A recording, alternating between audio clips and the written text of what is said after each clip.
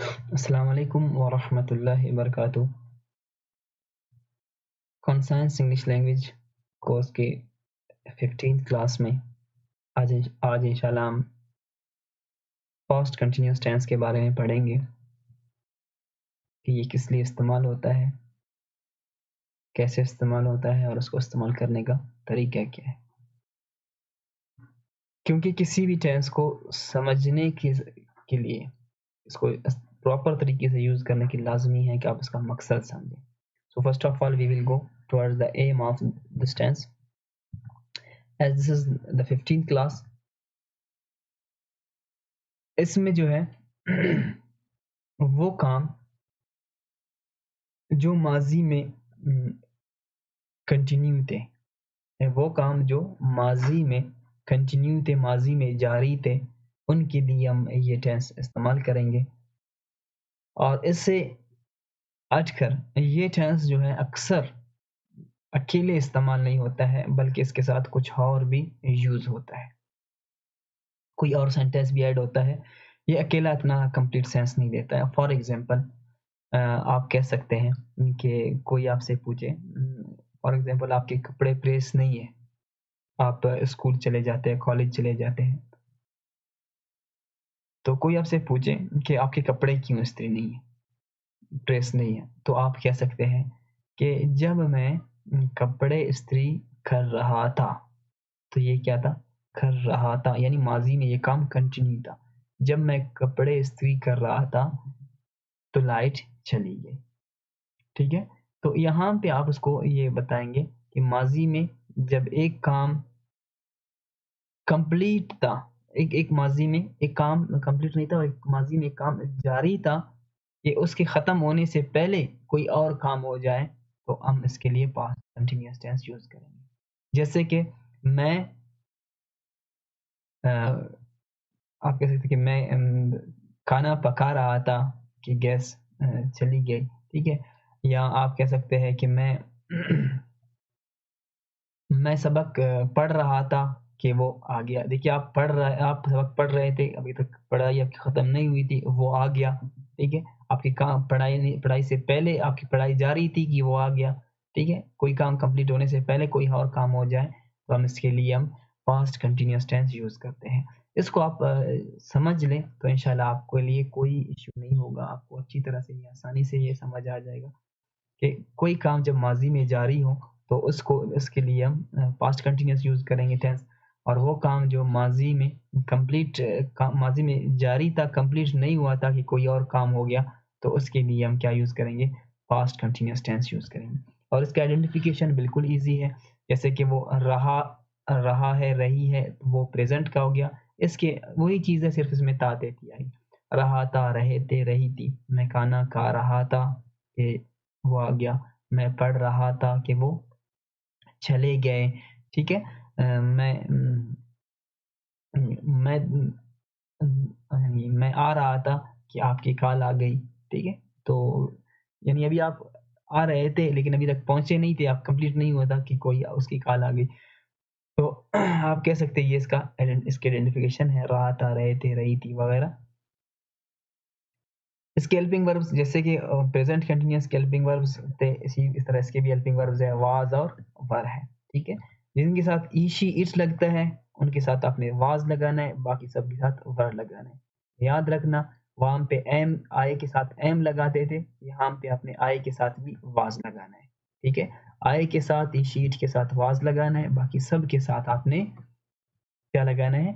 वर लगाना है। इंशाल्लाह इनके बाकी चीज़ें भी आप लोगों के साथ शेयर करते जाएँगे, ताकि आप लोगों को ये हेल्पिंग वर्ब वगैरह याद हो जाए। लेकिन इनको आप अपने साथ नोट कर लें कि पास्ट कंटीन्यूअस टेंस की हेल्पिंग वर्ब्स जो है वो वाज़ और वर है। इसी तरह वर्ब के बारे में मैंने बताया था आप लोगों को, जितने भी कंटीन्यूअस टेंसेस हैं, तो ये भी पास्ट कंटीन्यूअस टेंस है, तो इसमें भी first form with ING use होता है। ठीक है, first form of verb plus ING, जैसे कि कुकिंग, प्लेइंग वगैरह, तो इसमें भी यही चीज़ें यूज़ होंगे। जितने भी टेंसेस हैं जिनमें कंटीन्यूअस वर्ड कंटीन्यूअस आ जाए, then you have to use ING form in them. आपने आईएनजी फॉर्म वहाँ पे यूज़ करना है। इसके बाद formula of sentence making same बिल्कुल फार्मूला है, जैसे कि असलम इज प्लेइंग फुटबॉल, यहाँ पे असलम वाज प्लेइंग फुटबॉल करना है, बस बिल्कुल सेम है, इजी है, ठीक है। वही चीज़ है, अली वाज प्लेइंग फुटबॉल, ठीक है। I was cooking food, they were, they के साथ वर आएगा, they were playing football, they were coming to Quetta, they were going to Karachi, etc।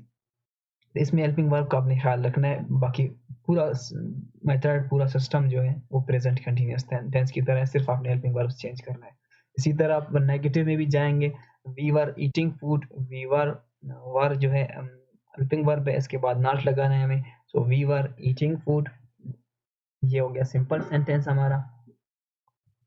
इसके बाद है हम आते हैं नेगेटिव की जानिब, वी वर हेल्पिंग वर्ब है, इसके बाद नॉट लगाएंगे तो ये नॉट हो गया, we were not eating food, ये हमारा हो गया नेगेटिव फॉर्म। इसी तरह जब हेल्पिंग वर्ब को हम शुरू में लेकर आएंगे, ठीक है, तो वो क्या हो जाएगा, वर वी ईटिंग फूड, ठीक है। आखिर में question mark, we were eating food, we were not eating food, were we eating food, ठीक है। तो ये हो गए हमारे हेल्पिंग वर्ब्स और पॉजिटिव सेंटेंस, नेगेटिव सेंटेंस और इंटरोगेटिव सेंटेंस, ये हमारे हो गए। तो आई होप कि आप लोगों को समझ आ गया होगा। If you are getting any confusion, if you have any confusion, so please you can share with us।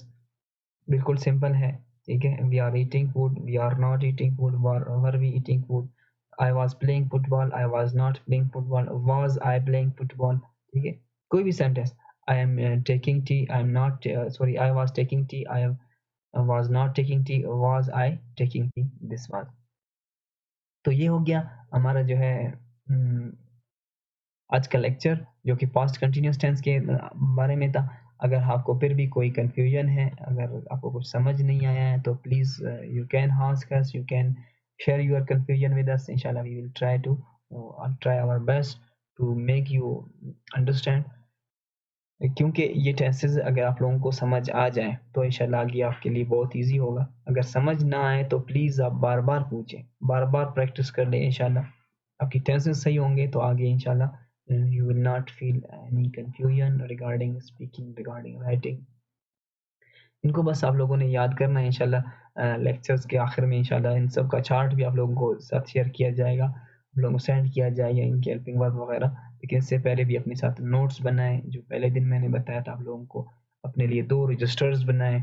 एक रजिस्टर अपने लिए वोकैबुलरी, बाकी इंफॉर्मेशन वगैरह लिखने के लिए, जो आप लोगों को वीडियोज़ में हम सेंड करते हैं, कम्युनिकेशन वाले, बाकी करंट अफेयर वाले, या आर्टिकल में आपको जो चीज़ मालूमात होते हैं, एक रजिस्टर में वो लिखे, बाकी रजिस्टर में अपने लिए वोकैबुलरीज, डेली जो वोकैबुलरी आपके, आप वो लिखते जाएं, हेल्पिंग वर्ब्स लिखते जाएं, टेंसेस के मतलब जो आपको समझ आ जाए उनके लिए बनाने जाएं। आप कोशिश करें कि हर चीज़ को लिखा करें और अपने लिए नोट्स बनाएं। भी आप ऐसे नहीं करें कि बहुत से स्टूडेंट्स मैसेज करते हैं कि सर आप हमारे साथ ये जो प्रेजेंटेशन वगैरह आप शेयर करें। इससे ये होगा कि आप फिर आराम से बैठ जाएंगे, आप खुद से फिर प्रेजेंटेशन आप नहीं बनाएंगे, या खुद से प्रेजेंटेशन नहीं बल्कि नोट्स आप नहीं बनाएंगे। अगर आप इसका नोट्स बनाने का फ़ायदा ये है कि आप फिर वो चीज़ भूलेंगे नहीं। कोई चीज़ अगर आप खुद लिखते हैं तो आप कभी नहीं भूलेंगे। जिस तरह आप उसको समझते हैं अभी लेक्चर के टाइम, आप उसको फ़ौरन उसको नोट करके नोट्स बनाएं, तो फिर उसको आप कभी भी अगर आप भूलेंगे तो सिर्फ 5 मिनट उसको देखेंगे, आपको समझ आ जाएगा। लेकिन अगर आप कोई और बुक देखेंगे तो उसको समझने में आपको बहुत टाइम लगेगा, किसी और के नोट्स देखेंगे तो आपको टाइम लगेगा। इंग्लिश के अलावा जितने भी आपके स्टडीज़ में हैं, उनके लिए आप अपने नोट्स बनाएं, अपने हिसाब से नोट्स बनाएं, शॉर्ट नोट्स बनाएं। तो इंशाल्लाह ये स्टडी का जो टेक्निक है, इस तरह से आप तैयारी करेंगे तो इंशाल्लाह आपको कोई कंफ्यूजन नहीं होगी। So take care till tomorrow, इंशाल्लाह see you tomorrow. Thank you, अल्लाह हाफिज़।